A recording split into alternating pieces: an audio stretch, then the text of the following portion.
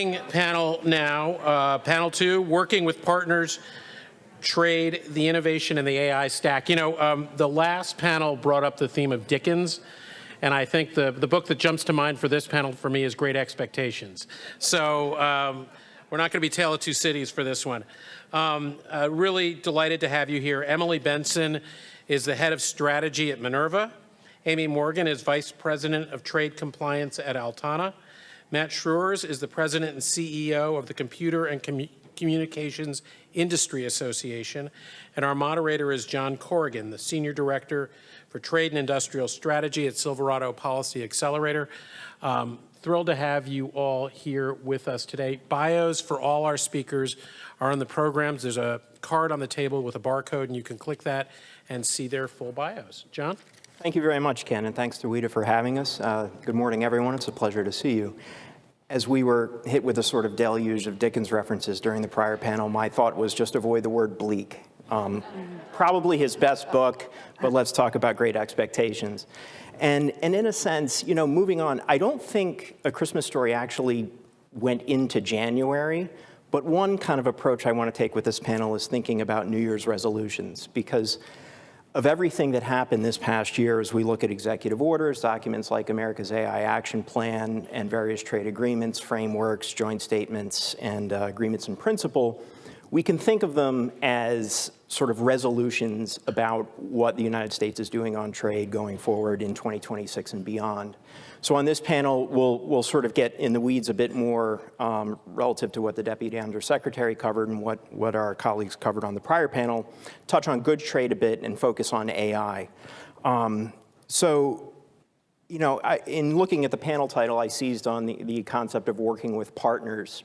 So touching on that point, I wanted to start with Matt and really take stock, as Jordan mentioned during the prior panel, about where we are right now at the end of 2025 and take today as one sort of bookend and then look back at Q1 roughly 2018 where the United States took actions on issues related to intellectual property theft and forced technology transfer in a bilateral sense vis-a-vis China, but obviously with global implications. And taking that as a starting point going forward to today to think about how does CCIA and its members view openness and innovation as possible today relative to that point in time? Yeah, thanks for that question. And thanks to Wida for organizing today's event and to Ken for the invitation. I think that's really helpful framing and scene setting. As Jason mentioned on the previous panel, you know, now digital services, digitally delivered services are like a nearly $300 billion surplus. The trade deficit would be like a third again higher, but for the digital sector. And if you look back to that time frame compared to now, digitally delivered services, the ICT services in the economy have increased by something like close to 30%, while the rest of the services exports in the economy, their share has declined, you know, more than 10%. So in the prior decade, when we looked at digital services, there were often niche issues that were sort of viewed as ancillary to the bigger part of the U.S. economy. The U.S. export economy, and today they are the core to it. Right? It is an increasingly important part of our economy, and it's really no longer useful to even think about how about digital services as a sector of our export economy, because it's infused throughout just about everything we do. And so as we are looking to expand our trade with trading partners, ensuring that the market is open to innovation-enabled services is essential to our exports. And that's why I think it's so critical to think about the nexus between technology and trade, because it's increasingly the same thing. Okay. And given developments vis-a-vis China and sort of impacts that has had on U.S. trade relationships with additional countries, how do you see sort of the sort of potential or space permissible for the pace and sort of distribution of innovation, given the trade dynamics over the past decade or so? Yeah. So I think I'd say two things there is, first, as I mentioned before, initially, I think we looked at these kinds of issues as niche issues. And increasingly, because so much of the economy is digitally enabled, the speed at which we can enter new markets, at which small businesses can scale, is determined by their access to technology. And so when you see things like the OECD estimating that digital trade barriers have increased by 25%, then that really tells us that our opportunities to grow are directly connected to access to technology. And if digitally enabled services cannot export to our trading partners, that doesn't just affect what we think of as like the digital sector, but just about everything that is digitally enabled is at risk, which is why it's so critical to treat digital barriers as synonymous with trade barriers writ large. Excellent, thanks. Emily, did you want to jump in on the concept of sort of the changed landscape relative to 2018? Yeah, sure. Let me first pick up on a backdrop theme of today, which is to quote authors from cold jurisdictions. And I'm not the biggest Dickensian reader, so let me quote Tolstoy here. Everyone thinks of changing the world, but few think of changing himself. And with that, I would like to go back very briefly to the first panel, which talked very briefly about European regulation. I think it's very important to collectively reacquaint ourselves with the trials and tribulations that befell the continent throughout the 20th century. This extends not only, of course, to the decade of the 30s, but far beyond to the spread of autocracy, particularly in the East. And so we should remember that as we're really reevaluating rules and regulations that are intended at the very baseline to preempt that sort of governance from emerging in the future. So I think that's important when we talk about the changed landscape to today, when we see this increasing melding together of what you just referenced, which is that technology and trade are increasingly inseparable. That certainly applies to the digital realm. If you actually go back about 15 years to the first stage of proliferation of cloud services, there was this idea that was fundamentally incorrect at the time that cloud and data transfers were happening somewhere up here, like a weather pattern. And what we've collectively come to know very viscerally, especially since the month of April, is that data centers, cloud services are incredibly reliant on the free exchange of goods and services that underpin the very architecture of the internet. If you look at a data center, there are tens of thousands of components ranging, of course, from advanced GPUs, but also to very unsexy things like trays that hold up a server rack. It's basically like your grandmother's cookie sheet, for lack of a better term. And all of these are under increasing pressure from various regulatory points. Tariffs, of course, are in the news very prominently, but if you go back to the NDAA packages in 2019, 2023, for example, with Section 5949, there are growing pressures to de-risk from certain inputs into these value chains. Section 5949, for example, says if you contract with the Pentagon, you cannot obtain chips produced by a set of covered entities. So there are a lot of pressures that are continuing down a very direct path that call on companies to de-risk, and at the same time, they're forced to contend with a very uncertain tariff future. And I think combined, that is actually putting pressures on some of the ability of the US not only to maintain resiliency of its own tech sector, but also that could have lasting impacts on our ability to export. Thanks. Amy, anything to add there? Well, yeah, it's kind of a personal one. So I'll add, I mean, I remember 2018 vividly because it's actually what set me on the path to Altana. So as a practitioner, I think I'm the only practitioner at the conference today. I'm a trade compliance professional. The tariffs were the headliner for me. So tariffs got top billing. But it wasn't until later that I realized that the fine print of the 301 findings in the report, that's where it was revealed, like the real story, right? Companies finally discovered that trade isn't this linear thing. That just happens in a nice clean line. It's actually a network-shaped problem.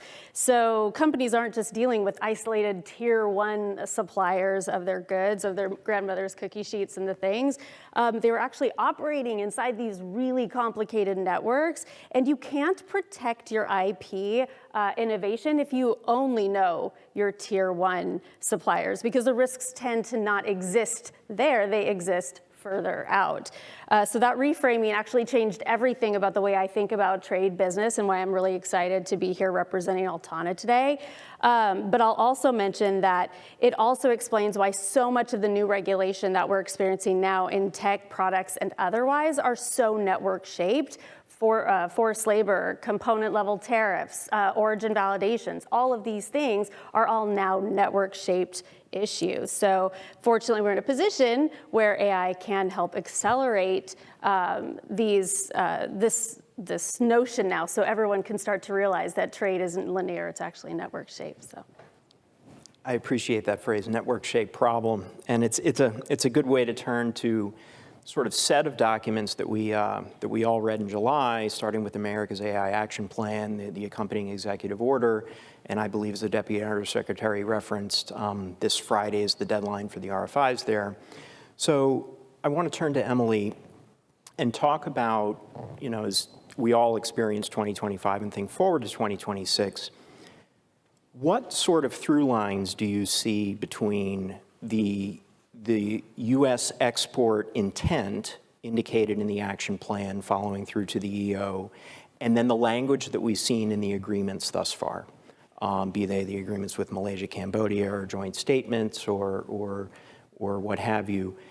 How are these objectives, how can they be operationalized and implemented based on the text that we've seen thus far, and what sort of additional priorities do you think could help lead us into 2026? Yeah, so backing up a step, I think it's important to contextualize what the administration is trying to do on AI and with its more general trade policy agenda. And I am of the opinion that the administration is really putting forward a Fortress America approach, as we also heard in the first panel. The idea is essentially to induce onshoring of production to the United States. And depending on who you talk to, that's either relegated primarily to critical sectors, advanced tech, or even if you talk to other people, basically the entire economy. And I know Secretary Lutnick made comments to that effect over the summer. When it comes to the administration's overall approach, a lot of their tariff agenda is very closely interlinked in service of revitalizing the defense industrial base. So you have this attempt to create a North America that is resilient, that can withstand any sort of supply chain disruption coming down the pike. This, of course, came out of a lot of difficult lessons learned in COVID supply chain disruptions. There are a lot of colleagues here from my former unit at the Commerce Department who are doing some of, in my opinion, the US government's best work on exactly this question, how to shore up what we need in order to keep the proverbial lights on. The one exception to this strategy is on a very intensive AI export plan. And this is what was contained in the July agenda that was put forth, and of course the RFIs that are due this Friday. The administration is trying to simplify for foreign governments the ability to procure a US tech stack. As I understand it, there's a priority to go after middle powers here, so it's not everyone at the same time. There's a very geopolitical objective in trying to make it easy for governments and private sector entities abroad to procure a stack. So what is the stack? I think depending on the level of granularity, we can look at rare earth elements like dysprosium, for example, of course, energy supplies, but then moving upwards through semiconductors, assembled racks that mostly come from Mexico in our context, and then up through cloud services and the app economy on top of it. So the idea here is to create one stack, make it easy to procure. And of course, part of the background noise here is to create a more direct peer competitor to Huawei products. A lot of questions have come out of the private sector in recent months. Who can participate? Is the US government going to pick winners and losers? Will one semiconductor company be able to provide the baseline infrastructure, and then will a separate one cloud service provider build on top of that in a sort of ordained, you must do this one stack? I think the administration has signaled they are not going to do this one stack approach where they pick winners and losers. They certainly have gotten the message that a flexible approach with high degrees of interoperability is the way to go. Another major question that's come up quite frequently is the degree to which foreign partners will be able to participate in a stack. And I think in the first iteration of the idea coming from the White House was make it an American stack. Well, actually, it turns out if you're selling abroad, the ultimate end user would like to see some of their own products in the stack. So if you think, for example, about a German power chip producer, I think they would like to participate, or think of Korean high bandwidth memory chips that are critical to storing the data that actually hosts a lot of the training for advanced artificial intelligence systems. And so zooming out, I do think that the administration will move forward on some sort of flexible approach that allows for the integration of foreign firms from high trust countries. The last point I'll make on the AI action plan is that there are a couple of very unresolved questions where I think the administration will have some difficulty in presenting a unified front, especially with Congress getting involved. And that is on the national security and export control front. So I think we're all broadly familiar in this room with last year's AI diffusion rule. We haven't gotten a lot of clarity about the ultimate intention of dealing with the export control question on the stack. That will be complicated, very complicated for a lot of different reasons, but it would serve, I think, all of us collectively quite well to have additional clarity on which markets are fair game and which are not. That's a very undecided question at the moment. There are several bills in Congress that would see greater scrutiny of these deals or to codify certain export control themes that have not historically been codified. And so at the end of the day, we certainly have our work cut out for us, but I'm confident that within the next couple of months, we'll have a much better idea of what exactly the product is for export. Thank you. I appreciate that. And I especially appreciate that you touch on sort of imports related to infrastructure development here and just the practical realities of facilitating or enabling exports from the United States as requiring certain abilities within our own borders. So generally speaking, Matt, I just want to turn to you in terms of CCIA and your members as we look to export and engage globally. How do members look at current policy and sort of their ability to improve production within the United States as we look at certain import policies and how do they approach both sides of the coin? Obviously wanting to export, but facing certain challenges on the U.S. import side. Well, I think it's I'll join in saying that the AI action plan is a welcome development, and particularly that it has this emphasis on exports.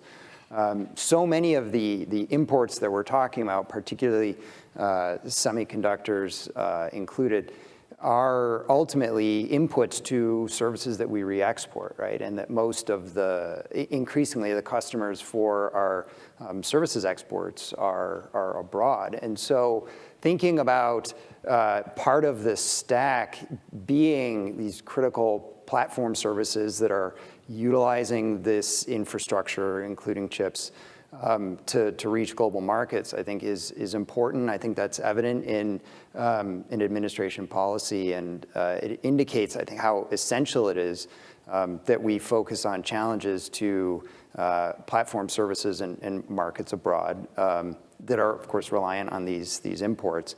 And maybe just to touch on a few examples of that, we see as digital services are going into overseas markets, as sort of the final link in these elaborate supply chains.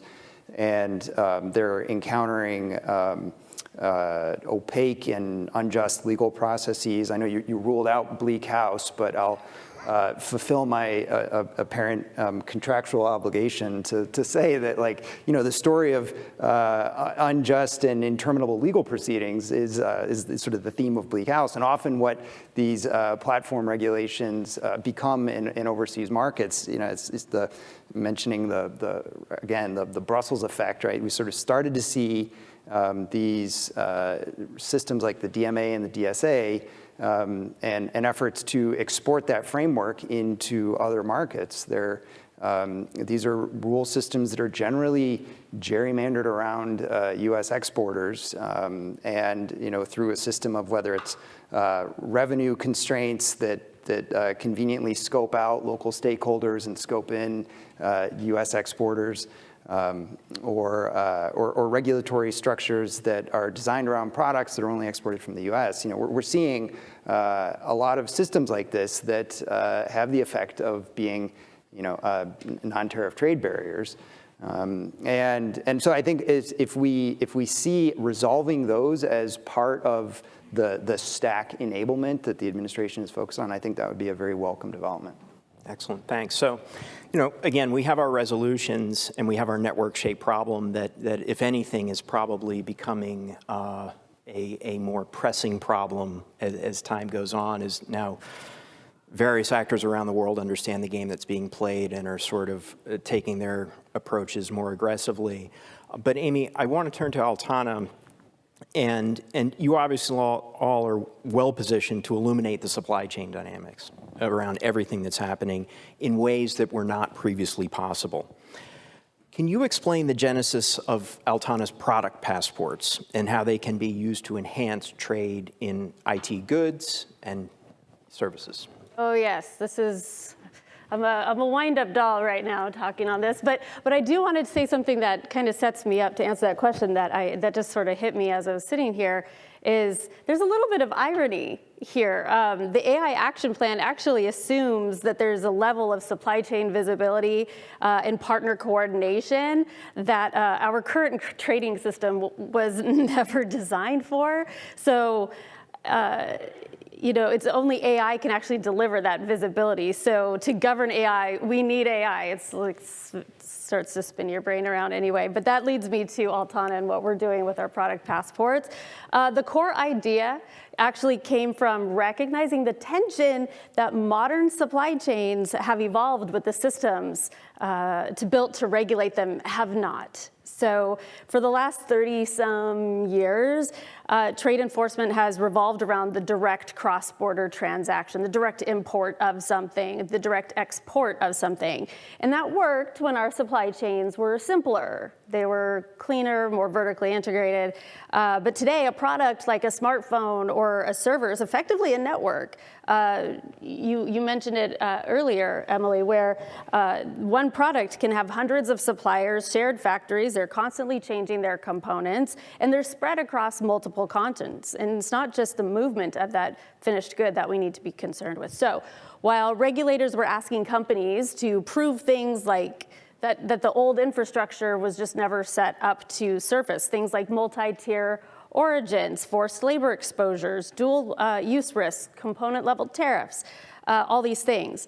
So we recognize that tension existed, and I mentioned earlier that our global trade is a network-shaped problem. Well, a network-shaped problem needs a network-shaped solution.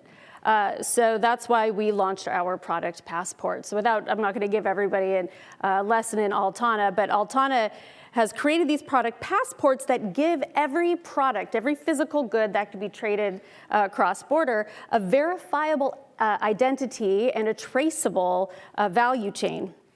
And it's continuously monitored using artificial intelligence. So instead of just reacting at the border, if you get a question, if you're a trade person, you know what a CF-28 is, if you get a detention on your shipment, or if you're otherwise prohibited from importing something or exporting something, it's too late to solve the problem at that point. So a passport gives you that freedom to get ahead of the issue. And nowhere is that more critical than in IT and electronic trade. These are dense, opaque, I think has already been used, geopolitically sensitive supply chains. So I actually managed trade compliance at Amazon and Microsoft back in the early 2010s.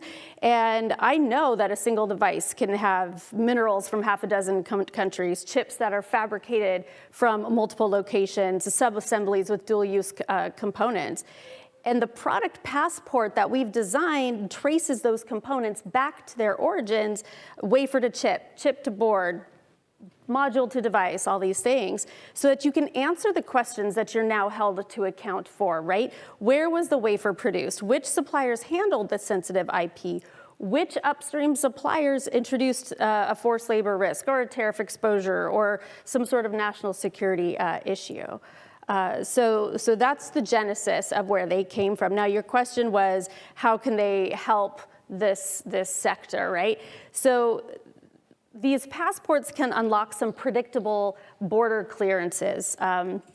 Importers can illuminate their value chains. They can surface risks earlier so that they can get ahead of them, gather the right evidence to negate or validate that risk. And then those passports can be pre-communicated to a regulator. So we have a partnership. Altana has a partnership with CBP right now where we are exercising these product passports to get companies pre-validated products so that when their goods hit the border, they aren't detained. You can resolve all the issues associated upstream. And if it's a high risk, like again in my past, if it was a high risk tinted product that was I couldn't afford that for it to sit at the border or not move, this would be a great option for that, and it's actually working. There are other really interesting use cases besides that. There are things you can do within your companies to understand your value chains, to communicate your value chains to other parts of the business, to communicate your landed costings, to do all of these really exciting things, because it's that product-centric backbone is what we need now to navigate that we are not set up to see or use. So I can go all day talking about that, but I don't think you want me to. Don't make any assumptions. I'm a data person myself, so I know we're coming up on time, but I thought, you provide some excellent examples on possibilities. I've spent a career thinking about data limitations and what that creates as far as limitations on policy possibilities. But I want to close perhaps with Emily on when you look at any supply chain mapping software, be it Altana or any other service, and as we look to the sorts of resolutions that were made by the administration in 2025, what we want to do going forward, what sort of policy flexibility or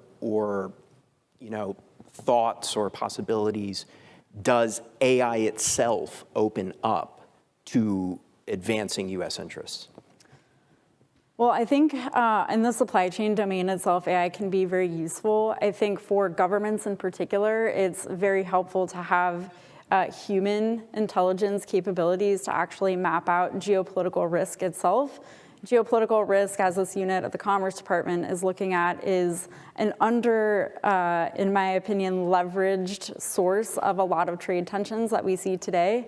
For anyone that's been following the Nexperia case out of the Netherlands, it's had tremendous downstream impacts, not only in Europe, but Honda had to close one of its production facilities in Mexico, for example. That was essentially a failure of a government to take into account a likely retaliatory scenario that should have been obvious to play out.